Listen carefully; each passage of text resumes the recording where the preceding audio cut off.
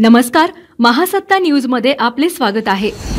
गारडी गावात भर दिवसा झालेल्या निर्घृण खुनामुळे परिसरात मोठी खळबळ उडाली आहे। घानवडचे माजी उपसरपंच बापूराव चव्हाण यांचा धारदार शस्त्राने हल्ला करून खून झालाय।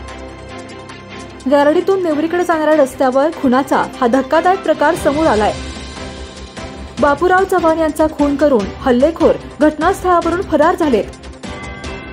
पोलिसांनी या खून प्रकरणातील सूत्रधार आणि हल्लेखोरांना जेरबंद करण्यासाठी जोरदार फिल्डिंग लावल्याचे सांगण्यात येत आहे। खानापूर तालुक्यातील घानवडचे माजी उपसरपंच बापूराव देवाप्पा चव्हाण वय 47 हे आज बुधवार 5 डिसेंबर रोजी 3 वाजण्याच्या सुमारास गारडी परिसरातील नेवरी रस्त्यावर असणाऱ्या आपल्या पोल्ट्रीकडे बुलेट गाडीवरून निघाले होते। यावेळी बापूराव चव्हाण यांना रस्त्यात गाठून त्यांच्या मानेवर वार करून त्यांचा खून झाल्याचा खळबळजनक प्रकार समोर आला आहे। या खून प्रकारानंतर हल्लेखोरांनी घटनास्थळावरून पलायन केले आहे। हा प्रकार झाल्यानंतर ग्रामस्थांनी सदर घटनेची माहिती पोलिसांना दिली। यानंतर पोलीस उपअधीक्षक विपुल पाटील आणि पोलीस निरीक्षक धनंजय फडतरे यांच्यासह पोलिसांनी तातडीने घटनास्थळी धाव घेतली।